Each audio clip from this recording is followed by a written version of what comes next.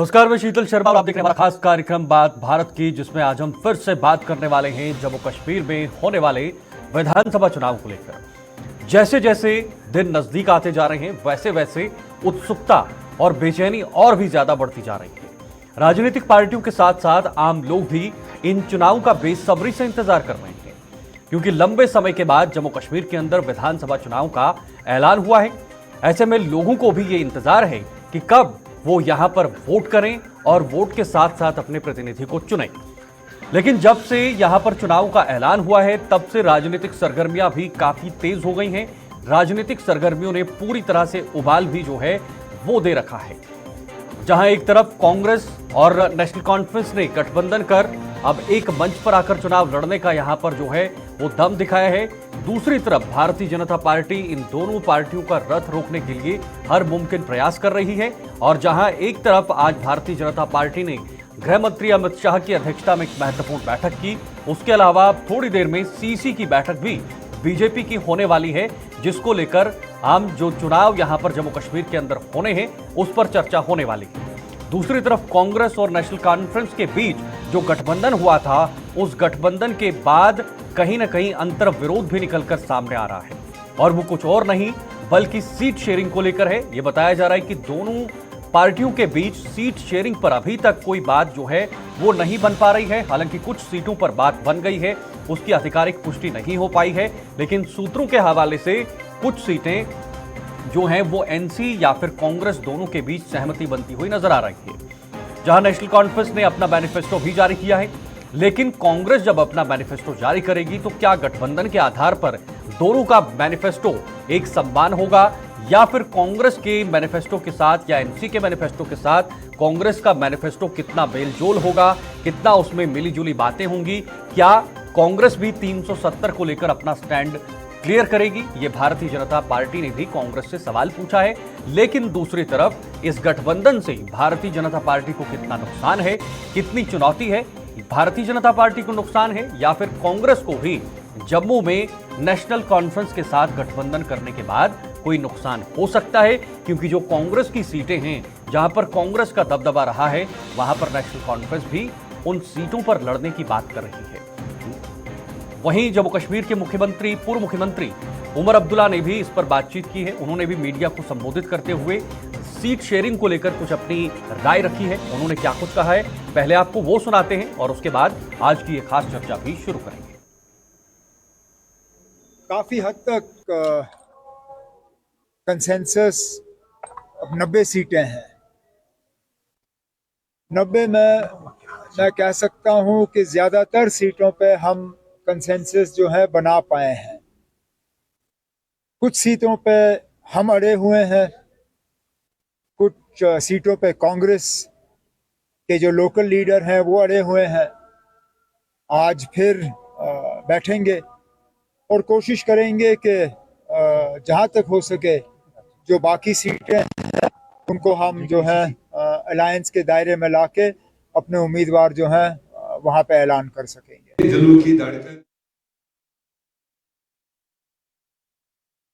गठबंधन अच्छा चले, ये गठबंधन जीत की तरफ चले। हालांकि मैंने पहले भी कहा कि कुछ सीटों पर सहमति जरूर बनती हुई नजर आ रही है। कुछ सीटें जम्मू में जो हैं वो कांग्रेस को मिली है, कुछ नेशनल कॉन्फ्रेंस को मिली हैं, लेकिन क्या सभी जो 90 सीटों पर अब सहमति बनते हुए नजर आएगी, या फिर कहीं पर और इसी तरह से अंतर विरोध निकलकर सामने आएगा? आज की चर्चा शुरू करेंगे। आज कुछ खास मेहमान हमारे साथ ज्वाइन हो चुके हैं। राजेंद्र गुप्ता जी हैं, बीजेपी नेता इस वक्त जुड़ चुके हैं। मोहम्मद इमरान काजी जी हैं, नेशनल कॉन्फ्रेंस के प्रवक्ता, वो भी इस वक्त हमारे साथ ज्वाइन हो चुके हैं। और साथ ही साथ सोहेल काजमी, वरिष्ठ पत्रकार, थोड़ी देर में जुड़ेंगे, उनसे भी हम बातचीत करेंगे जम्मू कश्मीर के इन चुनाव को लेकर। लेकिन फिलहाल दोनों पार्टियों के नेता हमारे साथ इस वक्त जुड़ चुके हैं। मैं दोनों को बहुत बहुत स्वागत करना चाहूंगा आज की इस खास चर्चा में हमारे साथ जुड़ने के लिए। शुरुआत में मोहम्मद इमरान जी आपसे करना चाहूंगा, क्योंकि नेशनल कॉन्फ्रेंस और कांग्रेस का गठबंधन हमने देखने को मिला। राहुल गांधी ने पहले गठबंधन के बारे में बात की और उसके बाद फारूक अब्दुल्ला ने गठबंधन पर मोहर लगा दी कि हाँ, हम गठबंधन में रहेंगे। लेकिन राहुल गांधी ने इशारों में कहा है कि हमारे कार्यकर्ताओं का सम्मान हो, हमारे कार्यकर्ताओं की इज्जत हो, तब जाकर हम गठबंधन के साथ रहेंगे। दूसरी बात, सीट शेयरिंग पर अभी भी कोई बात नहीं बन पा रही है, कुछ सीटों पर बनी है, तो क्या हम समझें कि यह गठबंधन फेविकोल की तरह है या फिर यह गठबंधन टेम्परेरी है कांग्रेस के साथ? नहीं, देखिए, ये जो अलायंस हो रहा है ये एक अच्छा अलायंस होगा। ये अलायंस नेशनल कॉन्फ्रेंस इस वक्त एक कुर्बानी दे रही है कुछ सीटों की कांग्रेस के लिए। तो हमें उम्मीद है कि ये एक अच्छा अलायंस होगा और हम मिलजुल के पूरे 90 सीटों पे इलेक्शन लड़ेंगे। बाकी रही बात कुछ सीटों पे अभी भी डिस्कशन चल रही है जो पॉलिटिकल लेवल्स पे होती है। ये इतना आसान नहीं होता है कभी भी किसी सीट पे किसी कैंडिडेट का मैंडेट काटना।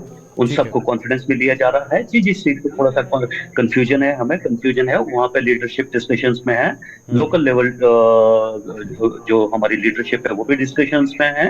उसके बाद जो भी फाइनलाइज होगा तो जल्द से जल्द मुझे लगता है कि आज शाम तक सारा कुछ फाइनलाइज पहले फेज का वो लोगों के सामने आ जाएगा। ठीक है, ओके, लौटूंगा आपके पास वापस। उसके पहले राजेंद्र गुप्ता जी बीजेपी के नेता हैं, वो भी हमारे साथ जुड़े हुए हैं। राजेंद्र जी, ये गठबंधन आपके लिए कितनी बड़ी चुनौती है जम्मू कश्मीर के अंदर? ये गठबंधन अगर आता है तो एक तरफ कश्मीर, जहां पर नेशनल कॉन्फ्रेंस का दबदबा रहा है पिछले कई सालों से, और खास तौर पर जम्मू की बात करें तो जहां पर कांग्रेस हो सकता है आपको एक बड़ी चुनौती दे, क्योंकि लोकसभा चुनाव में कांग्रेस का वोट शेयर जम्मू के अंदर बड़ा है। सबसे पहले आपको, आपके चैनल के व्यूअर्स को और मेरा जो जितने भी साथी जुड़े हैं उन सबको मेरा नमस्कार, आदाब। भाई साहब, मैं ये कहूंगा कि ये गठबंधन कांग्रेस एनसी का पता नहीं कब कब बना और कब कब टूट गया। मैं कहता हूं कि उस गठबंधन के जुड़ने के बाद ये एक दूसरे के बड़े अच्छे अच्छे कसीदे पढ़ते हैं और टूटने के बाद ये एक दूसरे के नुक्स निकाल।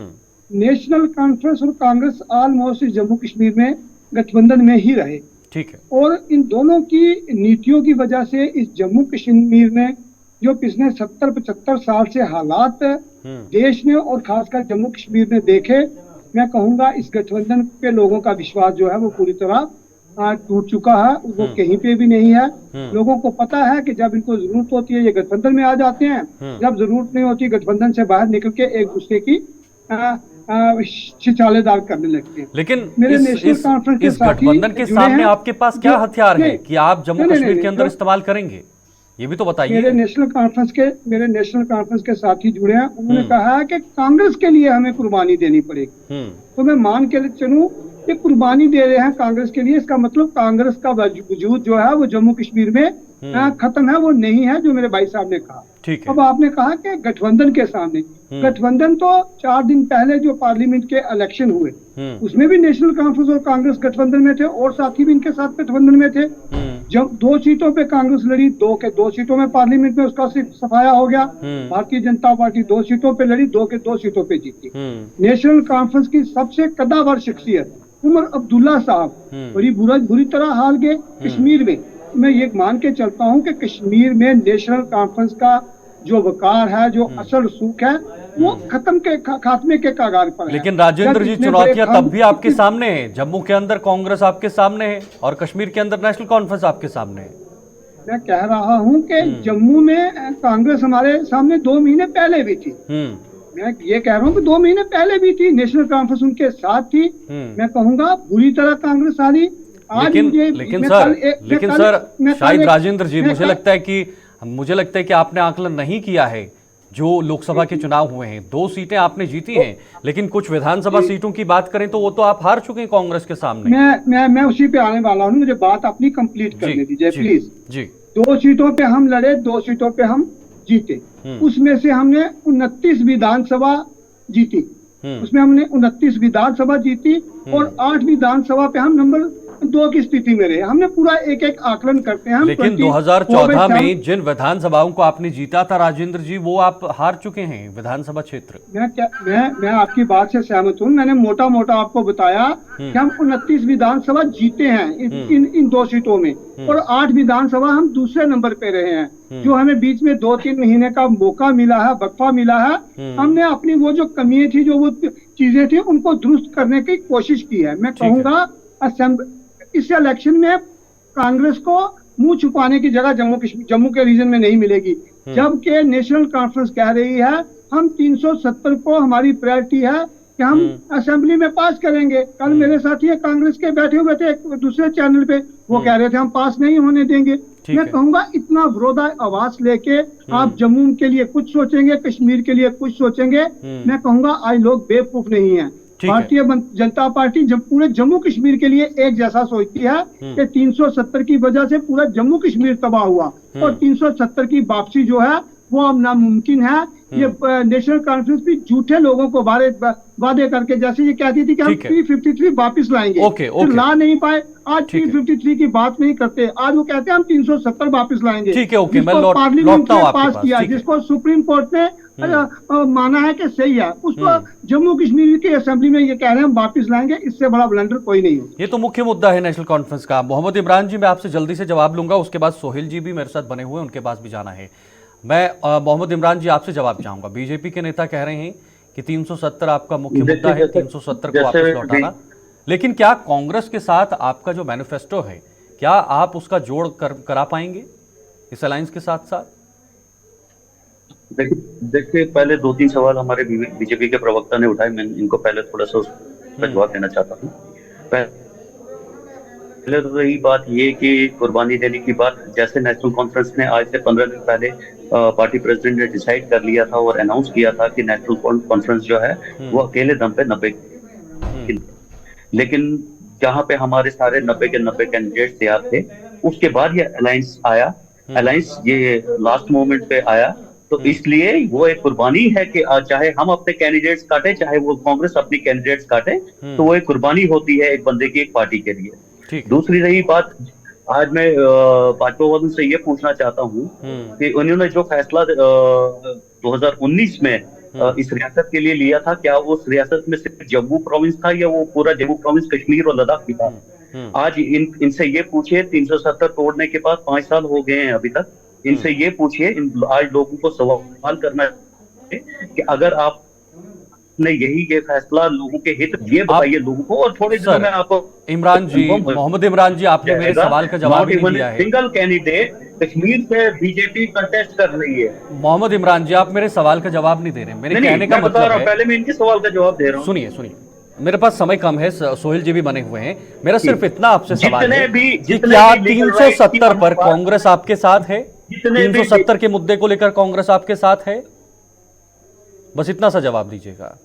इस अलायंस में हमारे मैनिफेस्टो में जो चीजें होंगी, हमारे अलायंस पार्टनर उस चीज का सपोर्ट करेंगे। ओके, ठीक है, बहुत बड़ी बात आप कह रहे हैं। सोहेल जी भी बने हुए हैं। सोहेल जी, बहुत बहुत स्वागत है, आप थोड़ा सा देर से जुड़े। सोहेल जी, मैं आपसे जानना चाहूंगा, इस वक्त जो गहमा गहमी बनी हुई है जम्मू कश्मीर के अंदर, सभी पार्टियां जुटी हुई हैं, नेशनल कॉन्फ्रेंस और कांग्रेस का ये जो अलायंस हुआ है, एक साथ एक मंच पर आकर चुनाव के लड़ने का फैसला लिया है, ये अलायंस जो है ये बीजेपी के लिए कितना चुनौतीपूर्ण है, या फिर कांग्रेस को क्या इससे कोई नुकसान है जम्मू संभाग के अंदर? बिल्कुल शीतल सर, आप ठीक कह रहे हैं। ये नेशनल कॉन्फ्रेंस और कांग्रेस का अलायंस पहली बार नहीं हुआ है। इससे पहले शेख इंदिरा अकॉर्ड भी जम्मू कश्मीर में हुआ है। इसके बाद 87 में रजीब फारूक अकॉर्ड भी हुआ है और बड़ा मीनिंगफुल अकॉर्ड रहा है और सरकार बनी। 2 मिलिटेंसी शुरू होगी, सरकार गिर गई। अब ये जो अलायंस है, ये भी कुछ चीजों को देखते हुए इन दोनों ने किया है और जमहूरियत में हर पॉलिटिकल पार्टी को हक है, वो किसी भी लाइक माइंडेड पॉलिटिकल पार्टी के साथ अलायंस कर सकती है। पूरे भारत में डिफरेंट स्टेट्स में ये चलन चलता रहा है, आज भी चल रहा है और जम्मू कश्मीर में भी। इसका नुकसान बीजेपी को होगा, इसमें कोई दो राय नहीं है। भारतीय जनता पार्टी जो मेरे भाई है वो अपना पॉइंट ऑफ व्यू रख रहे हैं। हर पॉलिटिकल पार्टी को अपना पॉइंट ऑफ व्यू रखने का हक है। वो मैनिफेस्टो 12 पॉइंट्स का बनाए, 15 का बनाए, 20 का बनाए, उसको देखना है कि वोटरों को कैसे रिझाना है और लोगों के पास कैसे जाना है। मैं पहला मैनिफेस्टो देख रहा हूँ जम्मू कश्मीर में पॉलिटिकल पार्टीज का, जिसमें ट्रेडिशनल चीजों को टच नहीं किया गया है, जिसमें मैं greater autonomy, regional autonomy, self rule जो है वो नहीं देख रहा हूँ। सिर्फ बिजली की बात करते देख रहा हूँ, पानी की बात करते देख रहा हूँ। तो एक पॉलिटिकल नरेशन चेंज हुई है और उसमें सबसे बड़ा श्रेय जो है जम्मू कश्मीर के लोगों को जाता है कि जम्मू कश्मीर के लोग जिन चीजों से जूझ रहे हैं उसमें कौन सी पॉलिटिकल पार्टी उनको रिस्पाइट देगी अगर वो पावर पे आती है। तो ये सबसे अच्छी चीज जो है ये इन मैनिफेस्टोज में आपको दिख रही है। दूसरा ये है, मेरा एक और सवाल रहेगा रखते हैं जी, एक छोटा सा सवाल है। आर्टिकल 370 और 35 की बहाली का भी वादा किया है एनसी की तरफ से इस मैनिफेस्टो में, और साथ ही साथ पीएसए को निरस्त करना, पॉलिटिकल कैदियों की रिहाई करना, 1 लाख नौकरियां, ठीक है नौकरियां तो देंगे, भारत पाकिस्तान के साथ बातचीत करना। ये जो 4 मुद्दे मैंने गिनाए हैं, क्या ये 4 मुद्दे कांग्रेस के साथ बातचीत बन पाएगी? अगर कांग्रेस इनका सपोर्ट करती है तो कांग्रेस को इसका खामियाजा जम्मू के अंदर भुगतना पड़ेगा। देखिए, ये प्रोरोगेटिव गवर्नमेंट ऑफ इंडिया का है। रीऑर्गेनाइजेशन एक्ट के बाद जिस तरह का हमारी स्टेट है, जिस तरह के लॉज हैं और जिस तरह की एम्पावरमेंट एलजी को दे दी है, जब तक हम स्टेटहुड में नहीं आते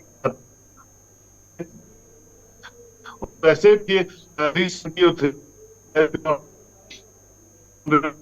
सुप्रीम कोई फैसला लोगों को सलाम करते मुश्किल के लोग, उसकी रेजोल्यूशन भी लगी है, उस पर सुनवाई नहीं हुई है, लेकिन जब तक सुप्रीम कोर्ट के अलावा कोई भी आर्टिकल 373(5) वापस नहीं ला सकता है। जहां तक पीएसए की बात है या बाकी चीजें हैं, वो मरकज का प्रोरोगेटिव रहता है। वो उमर अब्दुल्ला साहब चीफ मिनिस्टर भी बनेंगे या गुलाम नबी आजाद बनेंगे या रविंदर रैना जी बनेंगे, वो उनके प्रोरोगेशन में नहीं है। ये 2-3 चीजें मिर्ची मसाला लगा के मैनिफेस्टो में हर पॉलिटिकल पार्टी डालती है, लेकिन उससे उनको कोई फायदा होने वाला नहीं है। लोग भी जानते हैं, आवाम भी जानती है कि आर्टिकल 373(5) है। हाँ, आर्टिकल 371 इंट्रोड्यूस हो सकता है जम्मू कश्मीर में, लाइक हिमाचल और लाइक अदर स्टेट्स, कि हमारी जमीनें और नौकरियां सेफ गार्ड हो। ये नून में मिर्ची लगा के मैनिफेस्टोस हर पॉलिटिकल पार्टी बनाती है, लेकिन जो इनके प्रोरोगेशन में नहीं है, पाकिस्तान से बात करना, ये प्रोरोगेटिव भी गवर्नमेंट ऑफ इंडिया का होता है। कब बात करनी है, कब बात नहीं करनी है, इसको पूरी दुनिया में हिंदुस्तान जो है अपने एक्सटर्नल अफेयर्स पॉलिसी पे बहुत फेमस है और मजबूती से काम कर रहा है। मंत्रालय का दायरा है, और जी ये विदेश मंत्रालय का दायरा है कि किसी देश के साथ कहां बात करनी है, वहां पर राज्य सरकार का कोई महत्व नहीं रहता। मैं वापस मोहम्मद इमरान जी आपसे जवाब लूंगा। जिस तरह से सोहेल जी ने कहा कि पाकिस्तान से बातचीत करना, पीएसए को हटाना या फिर 370-35 को वापस लौटाना, जब ये जम्मू कश्मीर सरकार या किसी भी राज्य सरकार के हाथ में नहीं है तो आप कैसे करेंगे? ये तो नमक और मिर्ची वाला मैनिफेस्टो हो गया, जैसे सोहेल जी ने कहा। क्या वाकई में आपने नमक और मिर्ची की चटनी परोसी है आम लोगों के लिए? नहीं, जैसे सोहेल साहब ने कहा, मैं सोहेल साहब जो बात करते हैं मैं इनकी इज्जत करता हूँ, लेकिन थोड़ा सा यहाँ पे हमारा कंफ्लिक्ट ऑफ आइडिया रहेगा। रियासती सरकार जो हमारे कॉन्स्टिट्यूशन के हिसाब से है, जो स्टेट के पावर्स होते हैं, स्टेट की अलग, इसीलिए हमारे स्टेट की अलग अलग सरकारें होती हैं, पॉपुलर गवर्नमेंट होती है और सेंट्रल की अलग गवर्नमेंट होती है, ताकि जो भी स्टेट की इश्यूज हो यहीं से उठेंगे, रियासत से ही उठेंगे। जो रियासत में लोगों को प्रॉब्लम्स होगी सेंटर ने उनको एड्रेस करना है। अब हम ये तो नहीं कह रहे कि हम खुद उठ के यहाँ से जहाज में उठ के चले जाएंगे पाकिस्तान और उससे बात करेंगे, नहीं। ये क्यों? वो यहाँ के लोगों के, हम यहाँ के आईन के तहत, ये यहाँ के लोगों के हित में जो बात होगी वो हम सेंट्रल गवर्नमेंट तक पहुंचाएंगे और हम अपनी डिमांड रखेंगे कि ये 1 करोड़ 20 लाख लोगों की आवाज है, इसको हमने पूरा करना है। ठीक है, ओके। राजेंद्र जी, आपने सुना किस तरह से सोहेल जी ने कहा जो मैनिफेस्टो है वो नमक या मिर्ची लगा के यहाँ पर तैयार किए गए हैं अभी तक जो मैनिफेस्टो सामने आए हैं, और नेशनल कॉन्फ्रेंस ने तमाम मुद्दे इसमें रखे हुए हैं। बीजेपी का मैनिफेस्टो किस आधार पर होगा? बीजेपी के मैनिफेस्टो में क्या कुछ खास होगा? क्या युवाओं की रोजगार को लेकर, जो युवा आपसे काफ़ी सालों से नाराज भी हैं जम्मू कश्मीर के अंदर, इसको मानना पड़ेगा, इसको हम छोड़ नहीं सकते। युवा नाराज हैं और साथ ही साथ छोटी मोटी चीज़ें हैं, चाहे वो स्मार्ट मीटर्स का इशू हो, टोल प्लाजाज के इश्यूज बीच में काफ़ी उठे थे, बाकी अन्य इश्यूज हैं, उनको आप कैसे एड्रेस करेंगे? उन इश्यूज को कैसे आप पार पाएंगे? हमारी एक टीम बनी थी पूरी, जो हर डिस्ट्रिक्ट के हर कॉन्स्टिट्यूंसी में गई थी, जो लोगों से रिव्यू लेने गई थी कि क्या क्या चीजें जो है मैनिफेस्टो में शामिल की जाएं, लोगों की क्या क्या जरूरतें हैं, लोगों की क्या क्या परेशानी है। ठीक है। हर एक कॉन्स्टिट्यूंसी के अंदर जाके उन्होंने लोगों से बात की, कम से कम न्यूट्रल लोग, बीजेपी के लोग नहीं, न्यूट्रल लोग, आम लोग जो हैं वो उनसे मिलने के लिए आए। जो उन्होंने बातें लिखी वो मैनिफेस्टो में उन्होंने लिख के लाई हैं, और हमारा मैनिफेस्टो जो है वो बन रहा है, जो इसमें बनेगा आपके भी सामने होगा। मैं आज नहीं आपको कह सकता कि क्या होगा क्या नहीं। दूसरी बात मैं ये कहूंगा कि जैसे हमारे काजमी साहब ने एक बात करी कि कहाँ गए वो मुद्दे, P53, सेल्फ रूल, वो मुद्दे कहाँ चले गए। आज मैं मान के चल रहा हूँ कि भारतीय जनता पार्टी ने 370 तोड़ने के बाद जम्मू कश्मीर में कम से कम नेशनल कॉन्फ्रेंस को इतना मजबूर कर दिया कि आज वो यहाँ बिजली की बात करे, आज वो यहाँ रोजगार की बात करे, आज वो यहाँ स्मार्ट मीटर की ही बात करे, आज टोल प्लाजा की बात करे। मैं कहूंगा ये लोगों के मुद्दे हैं। मैं शुक्र मनाऊंगा कि 370 सेल्फ रूल, ऑटोनॉमी, ये चीजें जो है इन मुद्दों में हमें नजर कम आ रही हैं। 370 है, जिस दिन कांग्रेस का मैनिफेस्टो आएगा हम उस दिन भी बैठ के बात करेंगे कि वो 370 कहाँ है तो कहाँ नहीं है। ये हमारी विक्ट्री की बात है कि हमने जम्मू कश्मीर में एक नया नैरेटिव जो है वो सेट कर दिया है कि जो लोगों के इश्यू हैं उनको लेके हम आपस में बात करें और लोगों के बीच जाएं और दो चेहरे लेके ना जाएं। नेशनल कॉन्फ्रेंस कश्मीर में एक चेहरा, कांग्रेस जम्मू में दूसरा चेहरा लेके ना जाए। मैं कहता हूँ ये दोनों अलायंस पार्टनर हैं, इनको एक मैनिफेस्टो जो है वो लेके आना चाहिए ताकि लोगों को क्लियर समझ आ जाए कि कांग्रेस और नेशनल कॉन्फ्रेंस की सरकार बनेगी तो ये मिलेगा। कांग्रेस जम्मू में कहेगी हम ये देंगे, कश्मीर में एनसी कहेगी ये देंगे। ये लोगों को एक बार फिर कंफ्यूज करने वाली बात है और धोखा करने वाली बात है। एक मैनिफेस्टो लेके आए, भारतीय जनता पार्टी एक मैनिफेस्टो लेके आएगी, कश्मीर का अलग या जम्मू का अलग लेके नहीं आएगी। फिर बैठ के हम बात कर सकते हैं कि हमारे मैनिफेस्टो में क्या अच्छा है और आपके मैनिफेस्टो में क्या खराब। ठीक है, ओके। मैं वापस एनसी के हमारे साथ जो प्रवक्ता हैं उनके पास जाना चाहूंगा। मैं आपसे जानने की कोशिश करूंगा, जिस तरह से बीजेपी के नेता कह रहे हैं कि आपसी आपको सहमति बनानी पड़ेगी और एक मैनिफेस्टो और एक चेहरे के साथ आना पड़ेगा, ये एडवाइस इनकी तरफ से दी जा रही है, नहीं तो आप लोगों को गुमराह कर रहे हैं जम्मू कश्मीर के अंदर। नहीं। नेशनल कॉन्फ्रेंस ने अपना मैनिफेस्टो जारी किया है। नेशनल कॉन्फ्रेंस ने जो अपने मैनिफेस्टो में रखा है, इंशाल्लाह अगले 5 साल में जब हम अपनी सरकार के बाद जब इसी चैनल पे बात करेंगे तो हम आपको बताएंगे कि हमने इनमें से कौन कौन से वादे पूरे किए हैं। दूसरी रही बात इन्होंने बिजली पानी और नौकरी की, ये तो इन्होंने मजबूर कर दिया जिस चीज की यहाँ कमी नहीं होती थी, जिस नौकरियों की कमी जम्मू कश्मीर में कभी हुई नहीं, इन्होंने इस कगार पे खड़ा कर दिया कि आज हम मुल्क के दूसरे नंबर पे अनएम्प्लॉयमेंट में आ गए हैं, जो मुद्दे कभी यहाँ पे थे ही नहीं। इन्होंने 370 को हमेशा बैरिकेशन माना कि नौकरियां, डेवलपमेंट, बाहर की इन्वेस्टमेंट। आज इनसे पूछे कितनी नौकरियां इन्होंने 2019 के बाद यहाँ पे दी। अगर नौकरियां दी तो ये रेशो गवर्नमेंट का ही रेशो है कि हम मुल्क में दूसरे नंबर पे कैसे पहुंचे। हमारे 78,000 गवर्नमेंट स्कूल पूरे मुल्क में कैसे बंद हो गए। लंबे अरसे से सरकारें रही आपके, कर रहे थे, इन्होंने तो सारे स्कूल बंद करके रख दिए। लंबे अरसे से आपके सरकारें रही हैं मोहम्मद इमरान जी। 2014 से आपके पास एक टीचिंग की पोस्ट नहीं आई है। लंबे अरसे से मोहम्मद इमरान जी आपकी सरकारें जम्मू कश्मीर के अंदर रही हैं, तो क्या तब से ये मसले नहीं सुलझे? आप मानते हैं कि आपसे भी चूक हुई है कि मसले नहीं सुलझ पाए हैं और आज हमारा जम्मू कश्मीर इस सिचुएशन पे है कि बिजली पानी के लिए लड़ना पड़ रहा है, बुनियादी सुविधाओं के लिए लड़ना पड़ रहा है? आपकी भी तो सरकारें नहीं है। नहीं, आप देखिए 2014 से नहीं, आप ये देखिए हमारा बिजली पानी का और एम्प्लॉयमेंट का ये रेशो नहीं था। काजमी साहब आपको बेहतर बता सकते हैं कि हम कहां स्टैंड करते थे और आज हम कहां स्टैंड कर रहे हैं। ठीक है, ओके। सोहेल जी, मैं आपसे ही जानने की कोशिश करूंगा 2014 से पहले जम्मू कश्मीर की क्या तस्वीर थी, खासतौर पर 2018 तक सरकार भी चली, उसके बाद टूट गई। 2019 में जब धारा 370 हटा, उसके बाद कितना बदलाव जम्मू कश्मीर के अंदर हुआ और क्या मुख्य मुद्दे इस वक्त जम्मू कश्मीर में होने चाहिए सभी राजनीतिक पार्टियों के पास, ताकि उन लोगों को उनसे कोई ना कोई फायदा मिल सके जो लोग इंतजार कर रहे हैं कि इन मुद्दों पर जो है हल होने चाहिए जम्मू कश्मीर के अंदर। रोजगार तो सबसे बड़ा मुद्दा है ही है, बिजली का मुद्दा है, बाकी चीजें हैं, तो क्या मुख्य मुद्दे हैं जो उठानी जानी चाहिए? देखिए इमरान काजी साहब ने कुछ चीजों का इलेबोरेशन किया, ठीक है, वो बड़ी अच्छी चीजें हैं कि पानी, बिजली, ये कोई इशू नहीं होता था जम्मू कश्मीर में। अनइंटरप्टेड पानी होता था, अनइंटरप्टेड बिजली होती थी और जो भी रिस्पाइट थी वो प्रीवियस गवर्नमेंट्स में होती थी। और ये 2019 के बाद मैं हमेशा कहता हूं भारतीय जनता पार्टी के सीनियर क़यादत से भी और जो मुझसे बात करते हैं कि आर्टिकल 370 तो 62 के बाद आहिस्ता आहिस्ता इरोजन पे शुरू हो गया। जब शेख साहब प्राइम मिनिस्टर से चीफ मिनिस्टर बने तो पहला इरोजन हो गया, जब सदर रियासत से गवर्नर बने तो दूसरा इरोजन हो गया। तो आर्टिकल 370 और 35 है, जम्मू कश्मीर में सिर्फ नाम का स्पेशल स्टेटस था, ऑन ग्राउंड उसका कोई फायदा नहीं था। और जो भी इंटेलेक्चुअल क्लास है जम्मू कश्मीर की वो मानती है, बड़ी किताबें इस पे लिखी हैं, मैं उस पर चर्चा नहीं करना चाहता क्योंकि सुप्रीम कोर्ट ने जो डिसीजन दे दिया उसके बाद कोई बात बनती नहीं। लेकिन ये है कि लोग किन चीजों से जूझ रहे हैं, वो इम्पोर्टेंट है। देखिए जो भी सरकार यहाँ आएगी, चाहे वो उमर साहब की आए या भारतीय जनता पार्टी की आए या कोलिशन इन दोनों की आए, क्योंकि सारी पॉलिटिकल पार्टीज लगभग एक जैसी होती हैं। लोगों की विल से ही वो सरकार में आती है, लोगों की जो पार्टिसिपेशन से वो सत्ता में आते हैं, चाहे वो कोलिशन में आए या उसमें है। मेन मुद्दा क्या है, सोहेल एक तो साहब, जम्मू और कश्मीर के बीच केंद्र में एक सरकार दावा कर रही है पिछले 5-7 जम्मू कश्मीर में 370 हटने के बाद।